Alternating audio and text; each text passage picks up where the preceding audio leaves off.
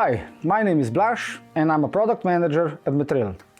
Today we'll go through all the accessories you get in the MI3394 CE MultiTesterXA Euro set, and we will take a closer look at the most important features and functionalities of the instrument itself. Let's start first with the unboxing.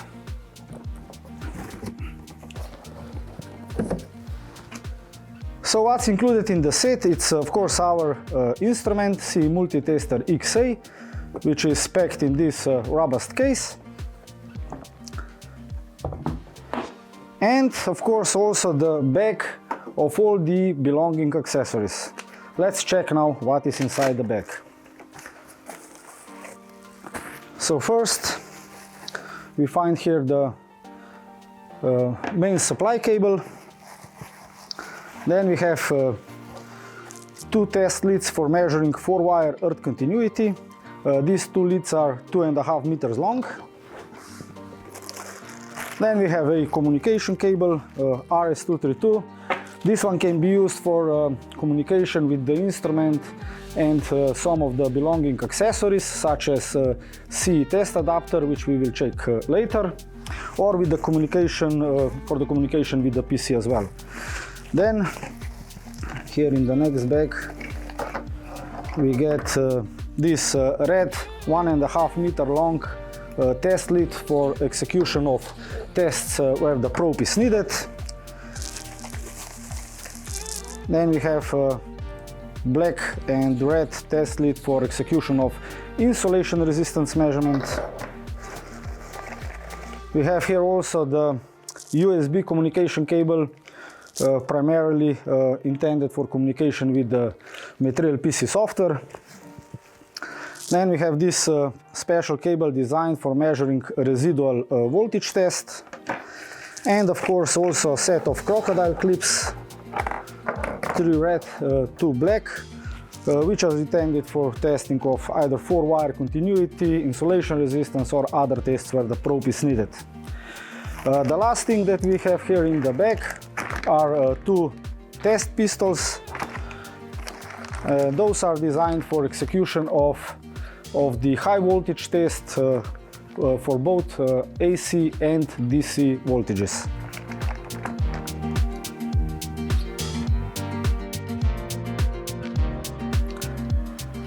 Okay, so now that we have checked all the belonging accessories that were packed in our bag, we can also check what is hidden inside the instrument itself. So let's open it, and we can see here inside that we have a short printed user manual.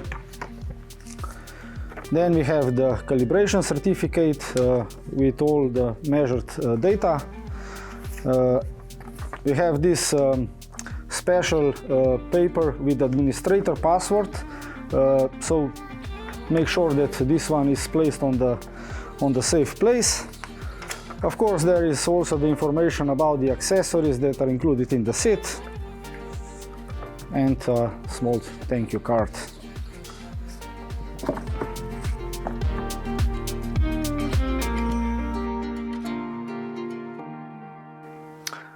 Okay, so let us now focus on the instrument's front panel description. So starting here on the left upper corner, we have the mains connection for supplying the instrument. Then we have the fuses, which are protecting both the main supply and the mains test socket. Then we have the on-off switch, and the first of the test connectors, which is called the TC1. This one serves actually for the connection of an optional adapter called the CE adapter. We will say a few words about this adapter as well. Then below this multi-purpose TC1 connector, it's our mains test socket.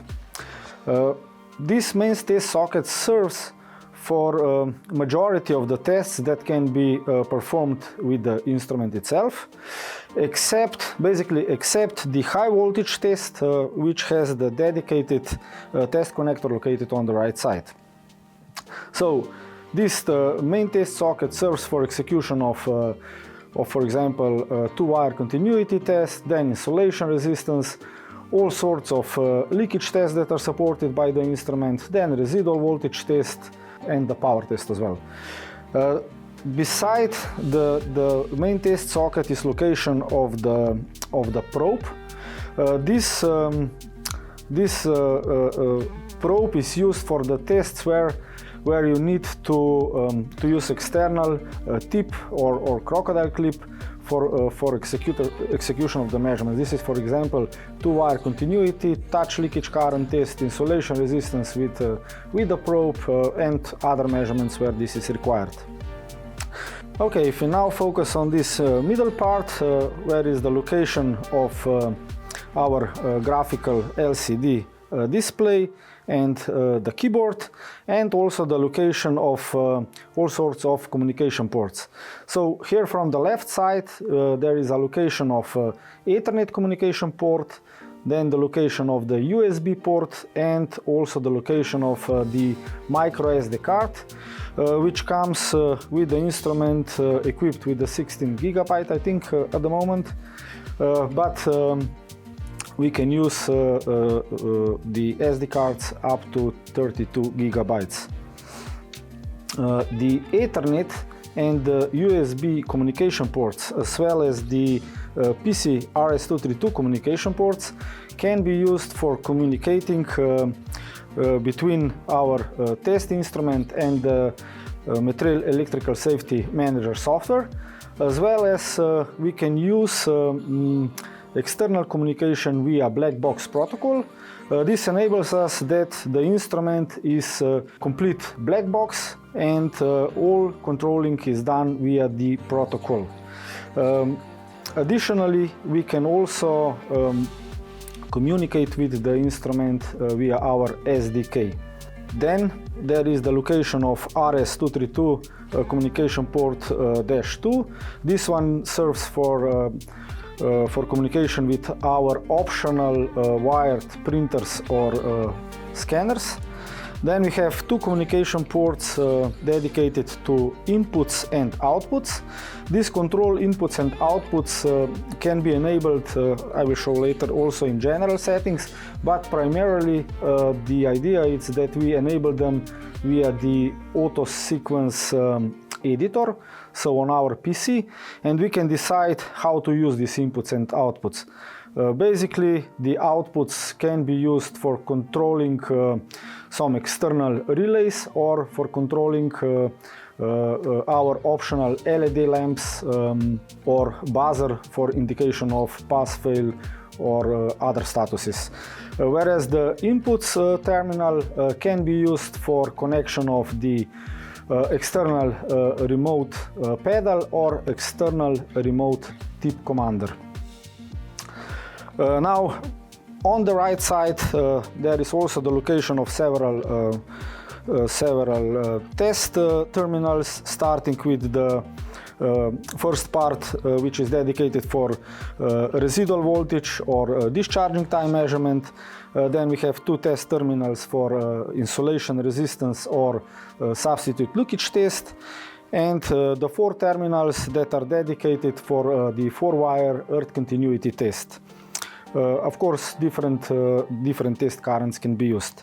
Then this last part here, which was already mentioned, is dedicated for connecting the high voltage test pistols or other accessories that are available, and for the execution of the high voltage AC and DC tests with AC test voltages up to 5.1 kV and DC up to 6 kV.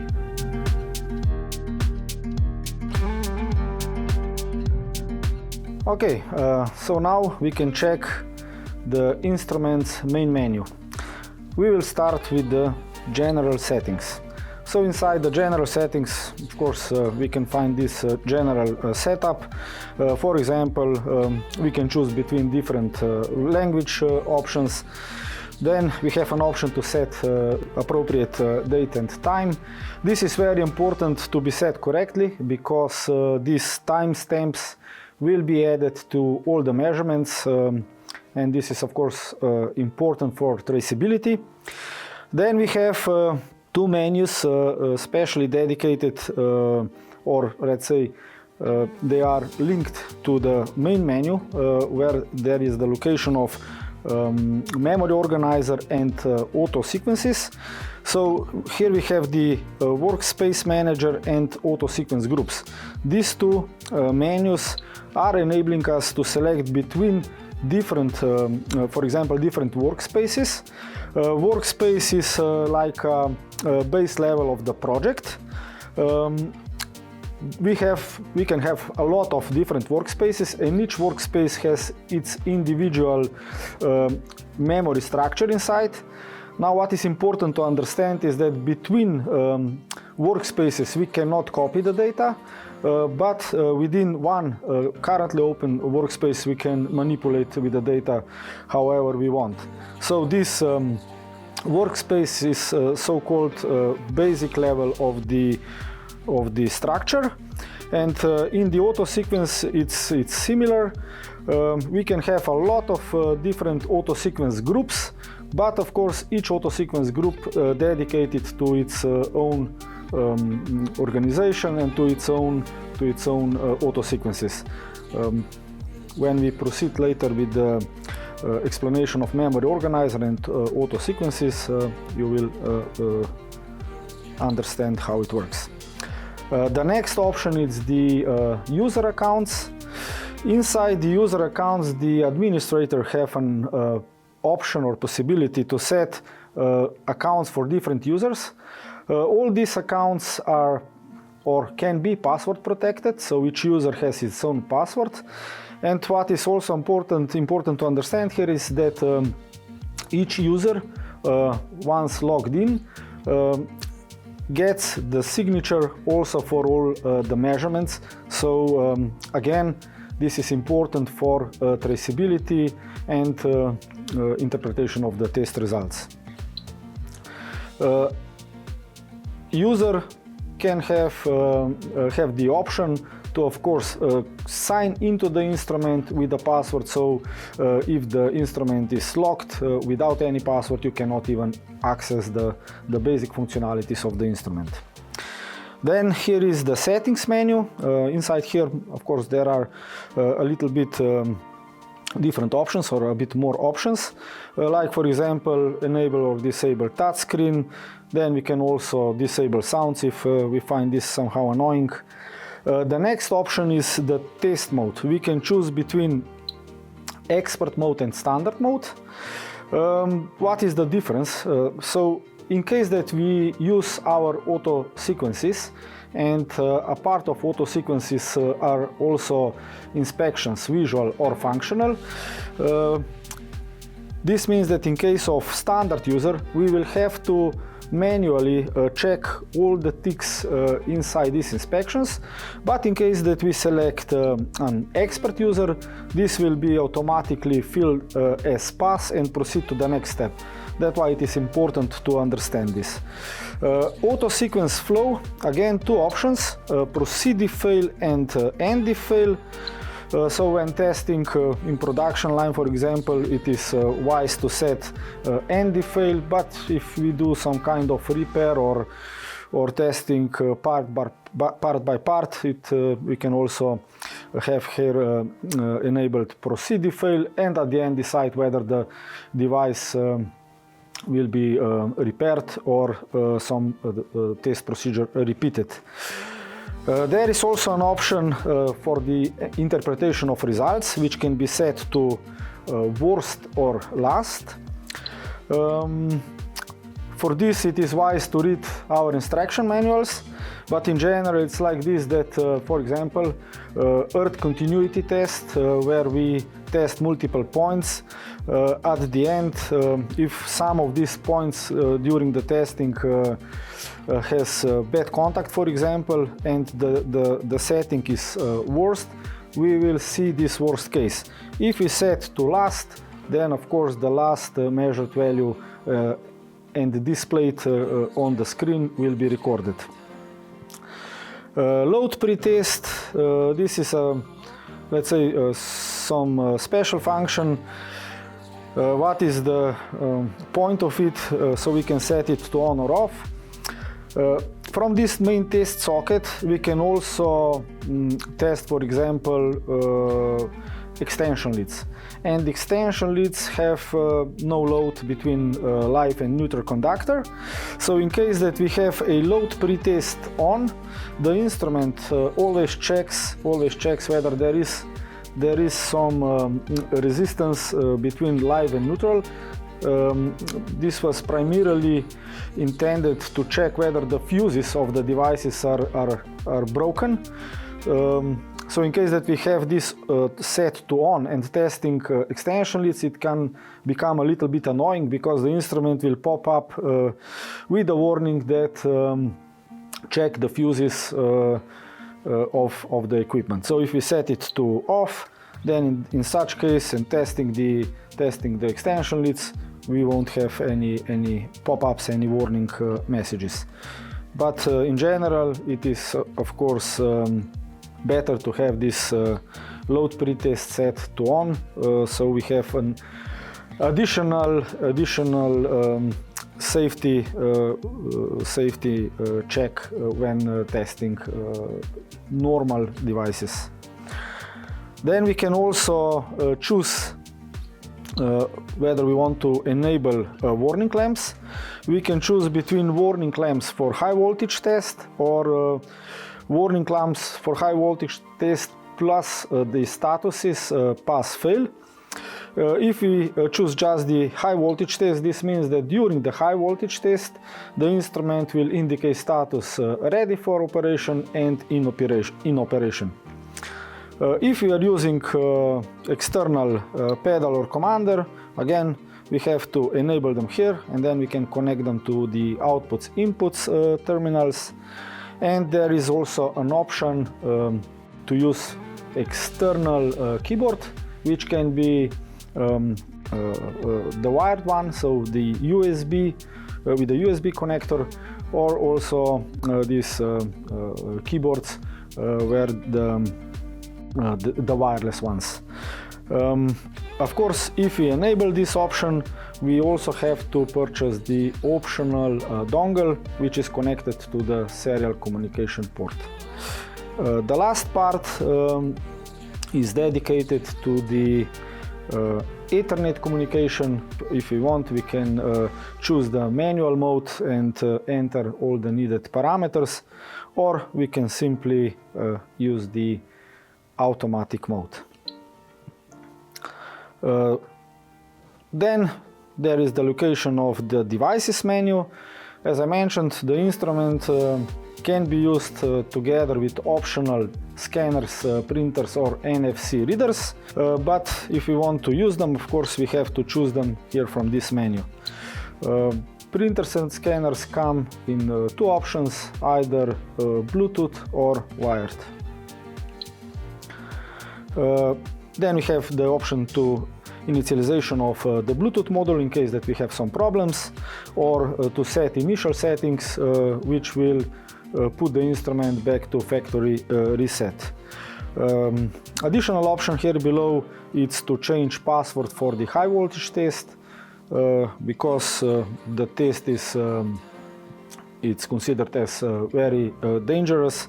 We can set the password for the users, and of course we can also change it.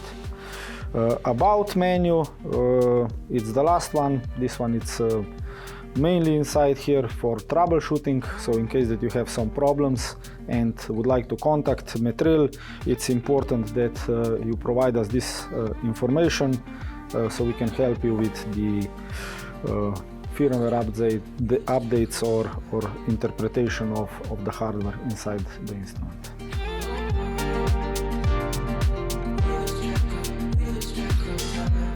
Okay, the next option in the main menu is the AUTOSEQUENCE menu.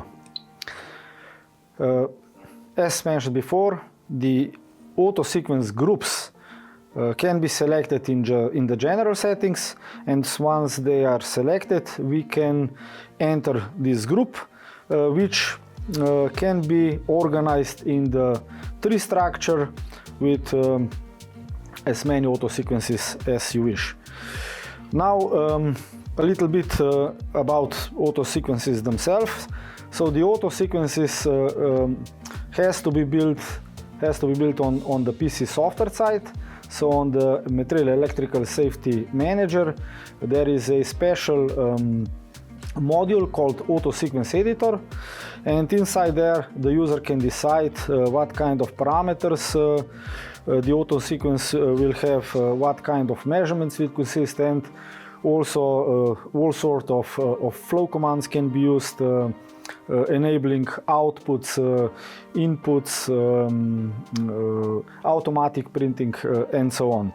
But for more information about these auto sequences, you can search our YouTube channel, and there is additional information. So the auto sequence, once we select one, has the options to view the measuring steps. So these are the currently inserted measuring steps of our test sequence. If we have the need, we can change parameters of each measuring steps prior to execution of the test.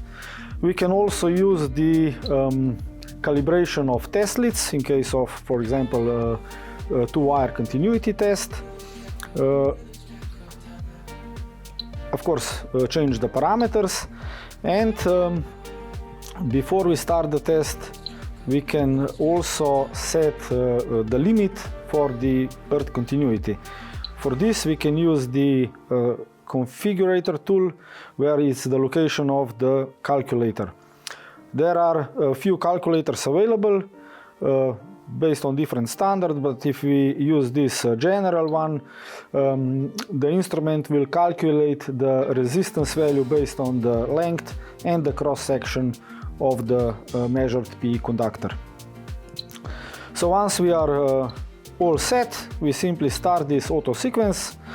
As mentioned, the auto sequence can consist from pictures and comments. And the flow of the auto sequence will go in the direction as it was selected and set in the general settings menu. So in this particular case, it was set end if fail. So this measuring step was set to fail, and now the measurement is actually here aborted. So now we could proceed with all these steps, and at the end save the auto sequence to the memory organizer. If a part of the auto sequence would be also the flow command autosave, this would be done automatically and stored in the memory organizer. Now the next menu, it's the memory organizer menu. Inside here we can decide how to prepare ourselves a structure for archiving of the data. The first level, it's always a node, and on this node we can add then different elements. We can always check here under add structure which elements are available for the particular level. So we can see that for this instrument there are basically no limitations. So on the node we can add project, we can add location, we can add different appliances. So all of these elements can be placed on the node. But what is most important here to understand is that the measurements, the executed measurements, have to be stored under one of the following elements, like here, appliance FD, which stands for appliance full description. Why full description? Because we have now here enormous amount of parameters that we can add to this structure element, whereas if we use the normal appliance, there are much less parameters that can be added to the structure element. So once we select, for example, a new appliance, we add a ID number and other parameters. We can add another one, this, we select one, proceed, like this, we create an appliance, and now if you want to store the data, we have to store them, the results under this appliance.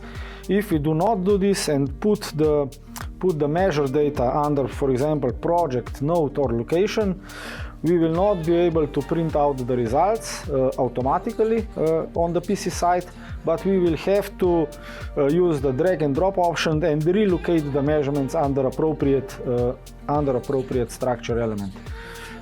This is how this functionality was developed.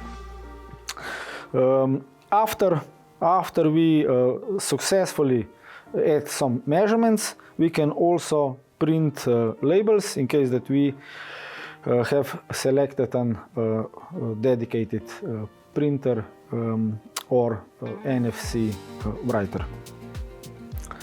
So now I will show you how to add measurements to this structure element.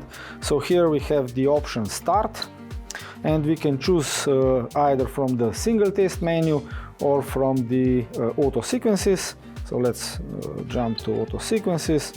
For example, we select this demo test. This one includes also the high voltage test. That is why the enter password menu appeared. The default password are 4 zeros. So that's why it's important that you can change this password. Once entered, we can also start the high voltage test. So no terminals are connected at present. The HV test is starting. We finish it, proceed to the next test. So nothing is connected, so all the values are pass. And once the test sequence is finished, we can save it in the memory organizer. And we could also print a label if needed.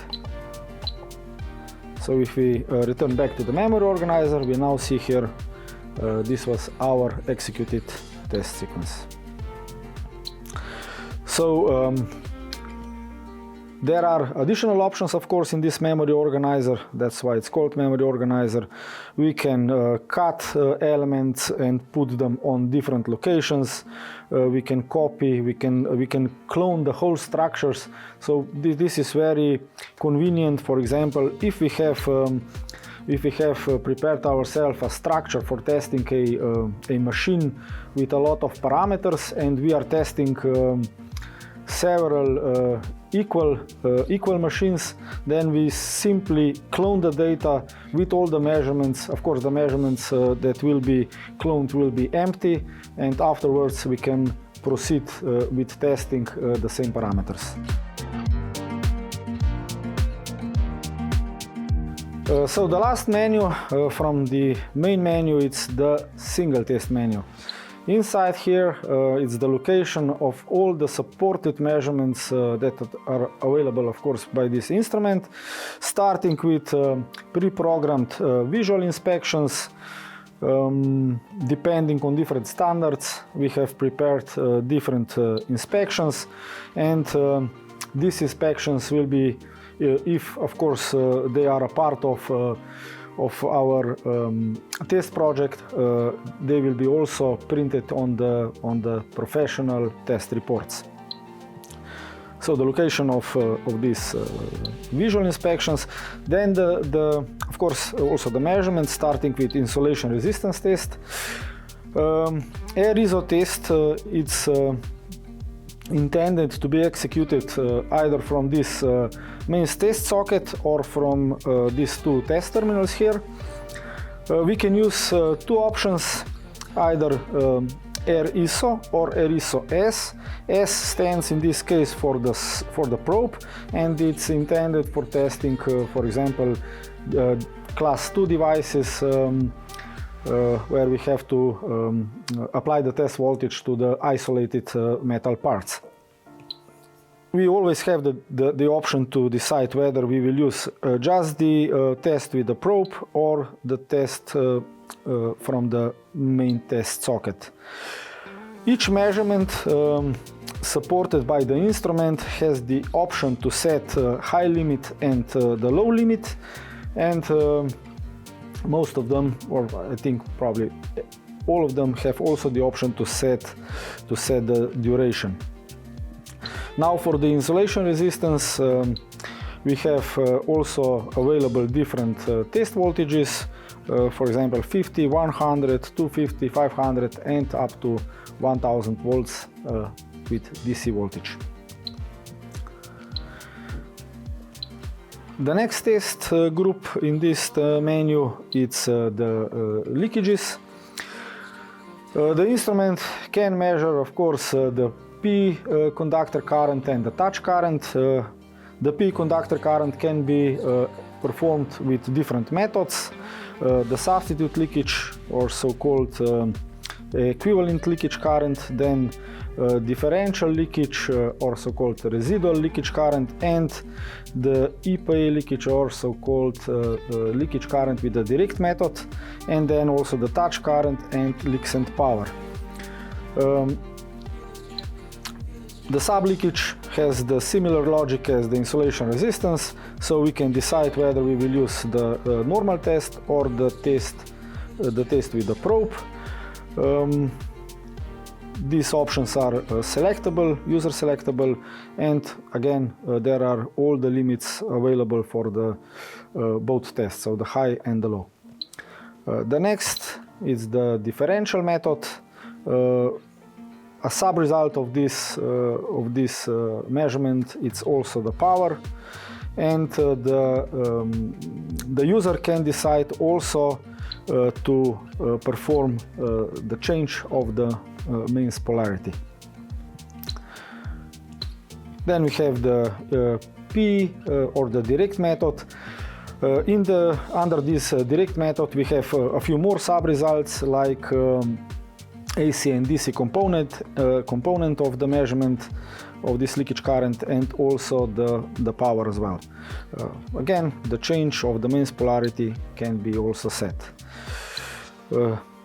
Similar it's with the touch current method, and maybe a few words about the leaks and power method, which is quite a strong measuring function, because with one single test we can actually measure the touch current, AC and DC component, and also the differential current, plus all the parameters of the power test.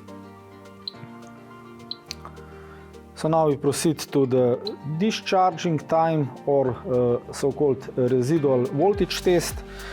Here we have also two test methods available. In one test method we can measure the actual residual time and also the residual voltage, whereas in the other test method we can only measure just the residual time. The residual time will be categorized by these limits. So we can set the limit for time, and we can also set the limit for the voltage. Additional option of this instrument is also that we can decide whether to execute this residual voltage test from the main socket, or from this terminal. Based on this selection, we have here the option socket or external. So the parameter external is dedicated for these test terminals, and socket is of course for the main test socket. If we choose the option socket, we have additional parameter named mode, where we can set it to auto or manual. So in case of auto option, the instrument will execute this test when the voltage is in its peak, meaning that we do not need to repeat the measurements, while in the manual mode it can happen, of course, that we start the measurement when the voltage is crossing zero. So in that case the instrument will will return us not wrong result, but information that the measurement was incorrect and that we have to repeat it. So this is quite a nice feature if we are testing devices that have plugs. The next supported measurement is earth continuity test. This one can be executed via two different outputs, so either 4-wire with high resolution or the 2-wire test via the test socket against this probe. Different test currents are also applicable for this test, so from 0.2 amps, 4 amps, 10 amps and 25 amps. Again, we can set the duration and high and low limit. In case of the 4-wire test method, we have an option to manually add the compensation value for the resistance. This was integrated for the cases, for example, that we connect our 4-wire test terminals to a multiple socket outlet, and of course the resistance can slightly change from socket to socket, but we want to have them connected to the same terminal. In that case, we can actually also add this value to deduct the resistance of the socket itself. Then the next one is the power test. This one is strictly dedicated to the power measurement without any leakages. Then the high voltage test. High voltage test is executed from these two test terminals here. There are 4 options available, so high voltage with the AC, high voltage with the DC, and high voltage with the AC programmable, and the same it's with the high voltage with the DC, also programmable. The difference between programmable option and the normal option, it's following. So this is the normal option now. So we set here the test voltage and the duration of the test, and once we start the test, the instrument will, according to the standard, apply the test voltage and maintain this test until the end, or of course in case of a break of the insulation, automatically stop the test. The second option is the programmable one. Here are a few more options. We can set the the level of the starting voltage and the test voltage, and between the starting point and the actual test point there will be a ramp increasing the voltage for different durations. So we can decide how long the starting voltage will be applied, how long the ramp will last, and then also how long the complete test will last until finished. Well, that's all for today. Don't forget to like, share, comment and subscribe. I'll see you next time.